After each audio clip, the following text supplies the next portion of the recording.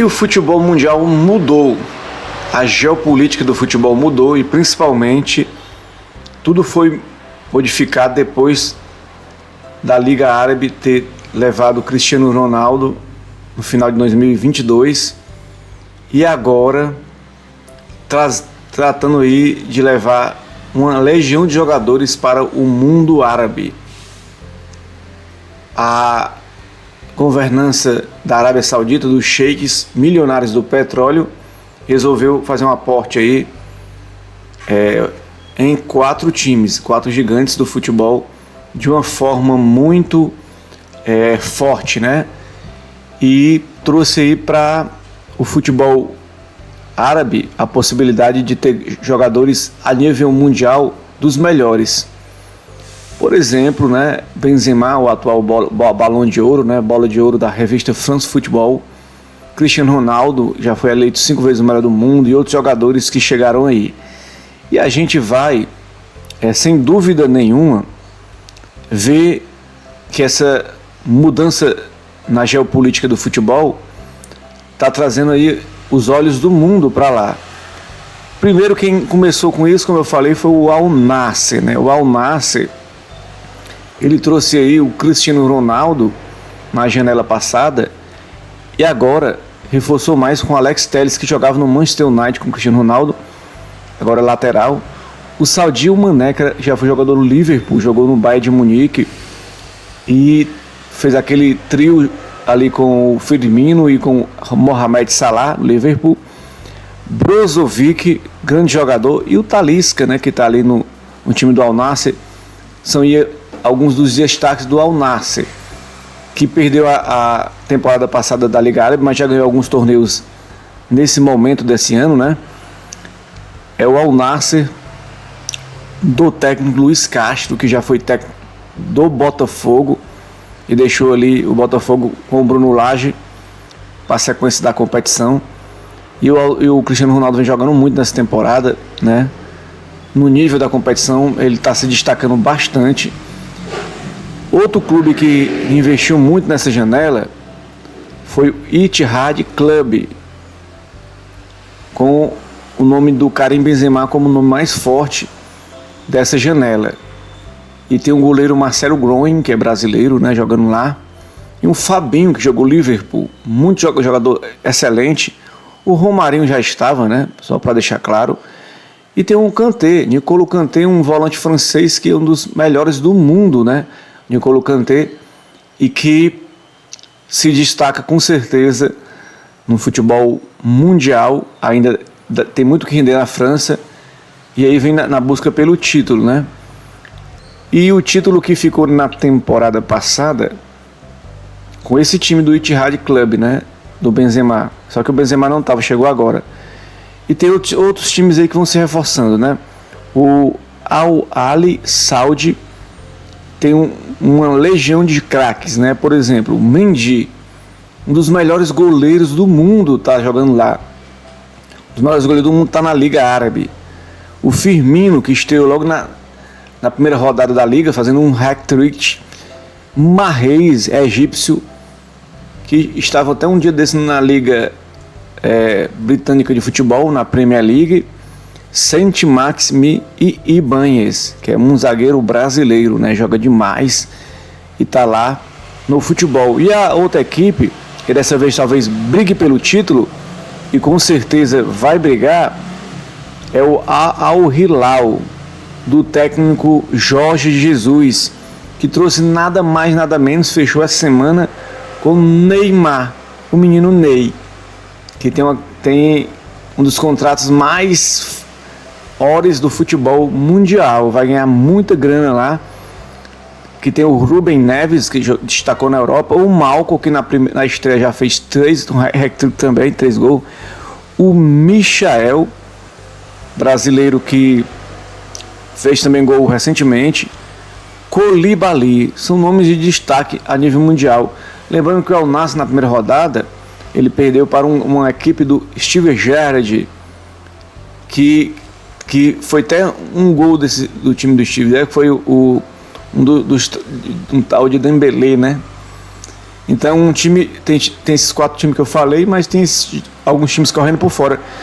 Quem deve ter visto a primeira rodada daquela vitória lá do time do Firmino, do Al-Ahly, né? Ele venceu um time lá do Al-Hazen, né? O time do Vina, né? Ele jogador do Ceará, do Grêmio, que fez um golaço, né? O Vina na primeira rodada. Então é uma liga forte, uma liga que está aí, com certeza vai atrair outros jogadores. Agora, quando a gente fala em liga árabe, a gente não pode esquecer do mundo árabe. São reis do petróleo, são ricos. E a gente não tem como a gente não se questionar. Eu gosto de futebol, amo futebol, vou acompanhar as rodadas, vou acompanhar de camarote da minha casa essas rodadas, mas não tem como não olhar para o futebol e também olhar para a população, para olhar para os direitos humanos lá na Arábia Saudita. Um jornalista foi esquartejado por esse governante aí atual na Arábia Saudita. As mulheres continuam sempre subjugadas, né? Em segundo plano, tem que usar burca, né? Se você for analisar também a disparidade social entre ricos e pobres é gigantesca. Então as pessoas ficam se questionando por que esse dinheiro que é investido no futebol não era investido para acabar com a miséria no país, para acabar com a desigualdade no país, para acabar com a fome no país, né? A gente tem que ver por que essas pessoas não fazem isso. Elas investem em outras áreas. Tudo bem, vai atrair turismo, vai atrair holofotes mundiais para a região, mas poderia ser investido mais na área de educação, na área social desses países, não só no futebol. Tudo bem, o futebol vai trazer uma visibilidade gigantesca para o país. São nomes marcantes, esses nomes que eu citei. Mas vamos também olhar para as vidas humanas que importam, o ser humano que importa, o seu dia a dia, a sua possibilidade de ter um trabalho, né, de ter uma ascensão social, tudo isso importa. Com o assunto que vim refletindo na noite anterior, quais são os jogadores mais geniais e quais são os jogadores mais produtivos? Isso que eu vi na minha cabeça, analisando alguns dados e também da experiência que eu tenho de ver esses caras jogarem. Eu coloquei 5, né? 5 jogadores mais geniais e 5 mais produtivos, né? Na história do futebol. E desses 5 produtivos é que também foram geniais, né? E são os mesmos, né? Só que mudam a posição. Vamos lá para os 5 mais geniais, na minha opinião. Em primeiro lugar, o mais genial de todos os tempos para mim se chama Diego Armando Maradona.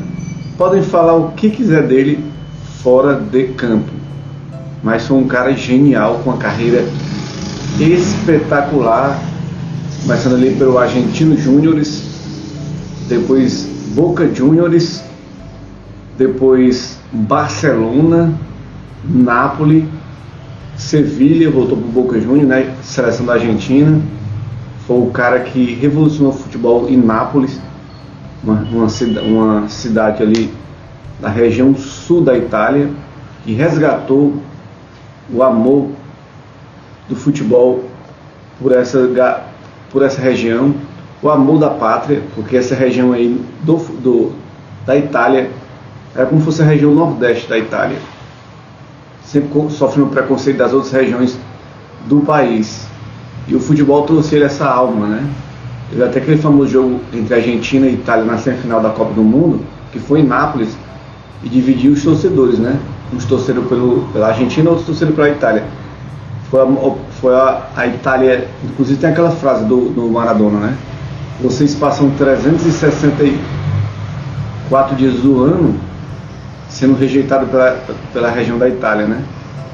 E apenas um dia vocês têm para ter a questão de ser respeitado, né? Então ele tentou reverter aí essa questão como se fosse um revenge, uma vingança do torcedor da italiano de Nápoles contra o resto da Itália, que não amava muito os napolitanos, né? Sofreu muito preconceito. Então, para mim, número 1, Armando Maradona, né? Número 1, genialidade. O número 2 de genialidade, para mim, sem dúvida, é o Garrincha, né? O Garrincha, o jogador de pau grande do Botafogo, que driblava como ninguém, era genial.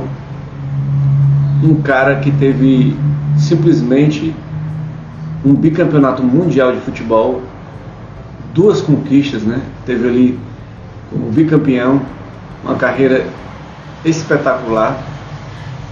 Que pena que o uso abusivo de álcool o tirou do que poderia ter dado mais a ele, né? Mais espaço, mais capacidade de fazer mais pelo futebol. Esse é o meu número 2 em genialidade. O número 3 para mim, em genialidade, se chama Lionel Messi.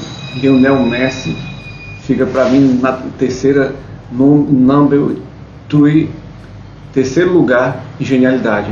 Um cara completíssimo, uma carreira avassaladora, né? Que saiu da Argentina com 13 anos, foi para o Barcelona, conquistou títulos, né? E depois persistiu para conquistar um título mundial pela seleção da Argentina, passou pelo PSG, conquistou títulos lá também, nacionais pelo PSG, hoje está no Inter de Miami. Na minha humilde opinião, o terceiro maior gênio da história, atrás aí somente de Diego Armando Maradona e de Garrincha, se chama Lionel Messi. E o terceiro maior é o Messi, mas o quarto maior, na minha perspectiva, se chama Pelé. Pelé, que foi considerado o rei do futebol, rei do século passado, um the best of football. Ele é um grande gênio da bola mesmo, e fez o que? Pelo Santos, quebrou todos os recordes, pelo Cosmo, pela seleção brasileira, tricampeão, né? Da seleção brasileira, marcas invejáveis, um cara respeitado não só dentro de campo, mas fora de campo. Claro, tem alguns problemas pessoais ali, uma coisa ou outra pessoal que ele errou realmente, ele sabe disso, que foi até o fim da sua vida com esse fardo da vida pessoal, mas não deixa de ser genial. O quarto na minha concepção. E o quinto mais genial da história do futebol, para mim, se chama Cristiano Ronaldo. Cristiano Ronaldo tem muito daquilo que o futebol admira, de superação, de força de vontade. E o Cristiano Ronaldo tem tudo isso, força de vontade. E conseguiu bater recorde com certeza. Então, o Cristiano Ronaldo, ele está aí nessa categoria em quinto lugar dos the bests, gênios da bola. Primeiro Garrincha, o primeiro Maradona, segundo Garrincha, terceiro Messi, quarto Pelé e quinto Cristiano Ronaldo. Cristiano Ronaldo, Sport Portugal, né? Depois Manchester United, ganhou ali Champions League, depois Real Madrid, ganhou tudo com Real Madrid, e agora jogando ali, voltou para o Manchester United, né? Não ganhou muito nessa volta para o Manchester, e agora Al Nassr, onde já ganhou alguns títulos e vem brilhando no futebol árabe, e trouxe uma legião de jogadores para jogar na Arábia Saudita por causa dele. E são meus the best of 5 gênios da bola, né? E esses mesmos 5 jogadores a gente vai embaralhar um pouco e mudar os mesmos 5 jogadores para colocar aí em questão de produtividade. A genialidade, mas a produtividade rende aí para mim uma colocação diferente do que foi essa primeira que eu coloquei. Para mim, em produtividade, o maior de todos os tempos é o Lionel Messi. Rendeu pra caramba demais. Deu todo e tudo que o futebol poderia querer para um jogador, como títulos de Champions League, Mundial de clube, de Mundial de seleções, inúmeros, né? E atrás dele o Pelé. Edson Arantes de Nascimento, o Pelé, fica em segundo lugar nessa disputa histórica. Para mim o Pelé é o maior do século passado, né? Imbatível. E o Messi é o melhor desse século, imbatível até agora, né? Então ele fica em primeiro em produtividade, Pelé em segundo, em terceiro aí, e sem dúvida nenhuma, Cristiano Ronaldo, né? Em produtividade, Cristiano Ronaldo só fica atrás de Messi e de Pelé na história do futebol, porque ele vem pelo seu esforço e pela sua visão de jogo, sua visão empresarial também que conta no futebol, gestão de carreira, tudo isso conta, e ficou em terceiro lugar. Em quarto lugar, Pelé, né? Pelé, que foi... Pelé não, vamos lá. Primeiro Messi, segundo Pelé, terceiro Cristiano Ronaldo, desculpa aí, agora reorganizando, né? Quarto, Maradona, que teve uma carreira brilhante, né? Pelos times que jogou, mas se não fosse os abusivos de drogas e álcool, ele estaria na prateleira ali em primeiro lugar, né? Na história do futebol. Então, ele está em quarto lugar, Maradona. Em quinto lugar, o Garrincha, outro também que se desperdiçou muita carreira, então a produtividade dele foi muito baixa, né? Podia ter rendido mais. O Garrincha e o Maradona. O Maradona podia ter números maiores do que outros jogadores. Tem jogadores medíocres no futebol que tem números melhores que o Maradona, em números de gols, né? O Maradona era um gênio de drible, de assistência. Então essa é a minha lista de jogadores, tanto de genialidade e produtividade. Resumindo, vamos lá. Os maiores gênios na minha cabeça: Maradona, Garrincha, Messi, Pelé e Cristiano Ronaldo. A minha lista. Produtividade: Messi, Pelé, Cristiano Ronaldo, Maradona e Garrincha. E nessa procura do Google buscador, né? Eu botei o nome Roberto Carlos para me ver o que é que tem falando sobre o rei Roberto Carlos, né? E tem aqui de cara a matéria da Caras, né? Falando um pouco do Roberto Carlos, que tem superado perdas uma pancada atrás da outra. Vamos ver o que é que essa matéria fala, né? Em entrevista a Caras, Roberto Carlos abriu o coração e revelou como tem feito para superar grandes perdas em sua vida. Surena Dias, publicado aí no dia 17/8, o cantor Roberto Carlos confessou que os últimos anos não têm sido nada fácil em sua vida pessoal. Em entrevista à revista Caras, o artista comentou ter encontrado forças para superar uma sequência de perdas. Desde 2021, o artista vem enfrentando momentos turbulentos. Ele perdeu seu filho Dudu Barros aos 52 anos, vítima de um câncer. No último ano, ele chorou a morte do amigo Erasmo Carlos e também rompeu uma parceria de 30 anos com seu antigo empresário. Abre aspas. Eu tenho que lidar com a solidão de vez em quando. Foi uma pancada atrás da outra. Mas a gente reúne forças para enfrentar essas situações que às vezes são inevitáveis, ponderou o cantor. Apesar do período intenso em sua vida, Roberto garante que tem tentado seguir em frente, focando em trabalho. A minha carreira segue do jeito de sempre, sigo compondo, gravando canções, fazendo shows e TV, frisou ele, que completou. Nos palcos eu não tenho nenhum problema, fecha aspas. Ainda durante o bate-papo, Roberto falou sobre sua participação anual na telinha da TV Globo, com o especial de final de ano.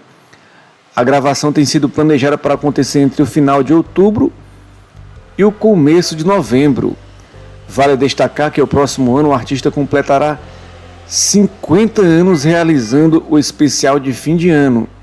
A data não passará despercebida e contará com homenagem à altura do astro brasileiro. No último mês, Roberto comemorou o aniversário de seu irmão mais velho, Carlos Alberto. Em meio à agenda de show e compromisso, ele apareceu de surpresa no evento e faz parte da belíssima homenagem organizada pela sua cunhada Fátima. Abre aspas, este final de semana teve festa na família Braga. Parabéns, Carlinhos, pelo seu aniversário. Meu irmão querido, tudo de bom para você, muita saúde Muitas felicidades, um beijo, meu irmão, que o nosso Deus de bondade te proteja e abençoe sempre. Fecha aspas, disse o cantor que apareceu de surpresa. Tá a matéria da Caras falando do Roberto Carlos. E a segunda matéria do Google Buscador foi essa matéria que em Fortaleza os flanelinhos aí estavam cobrando R$100 para quem quisesse ir pro show do Roberto Carlos e ficasse ali fora do Centro de Formação Olímpica. Ele fez um show lá, né? E o ingresso caríssimo, né?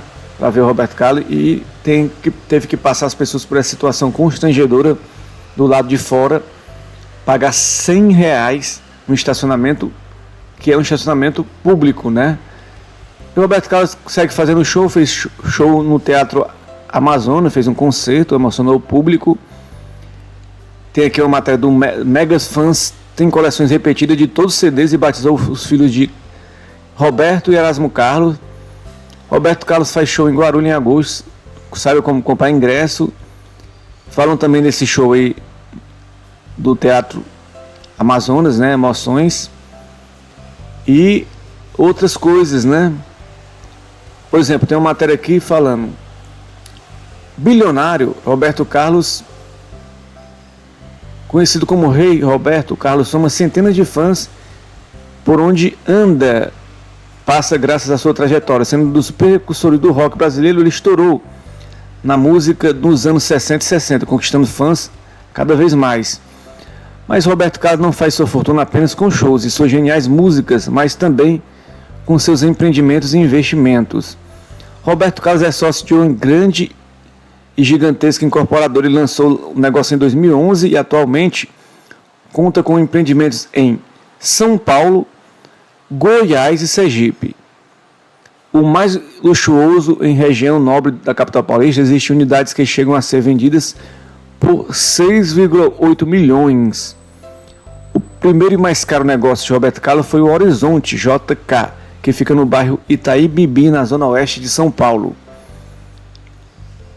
São 80 unidades empresariais, 40 delas duplex.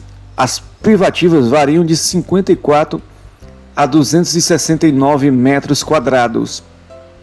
Já a parte residencial conta com 266 apartamentos divididos em 39 andares, são 8 por andar, com áreas de 54 a 88 metros quadrados. A menor unidade não sai por menos de R$1 milhão. O interessado precisa saber que pagará uma taxa de condomínio de R$1.000 por mês. Tá aí Roberto Carlos e as notícias do Google Buscador sobre ele no momento. Essa entrevista da Caras, né, falando sobre a sua vida, suas percas, né, do filho, do amigo Erasmo Carlos, a mudança de empresário, o show que ele fez em Fortaleza e a cobrança abusiva pelos flanelinhas de estacionamento, cobrando aí R$100 de estacionamento numa via pública, né? É um absurdo, né? Diz que teve até briga lá, né? Que eu acho que deveria cobrar no máximo aí R$20. Tá tudo bem, que é o show do Roberto Carlos, mas R$20 está de bom tamanho para estacionar nas proximidades da arena, sendo que o Centro de Formação Olímpica ele disponibilizava estacionamento livre para quem ia para o show, né? Para quem assistiu o show, tinha estacionamento livre. E também essa matéria aí, e contando os empreendimentos do Roberto Carlos, né? Fora dos shows ele também empreende, né?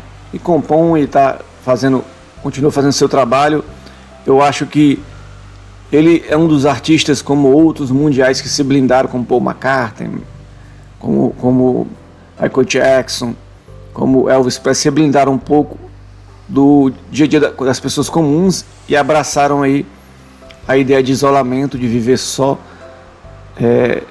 da sua marca e não desceu do pedestal. Poderia ter ido aí mais abaixo para tentar aí ajudar pessoas a crescer junto com ele, a poder participar de um mundo mais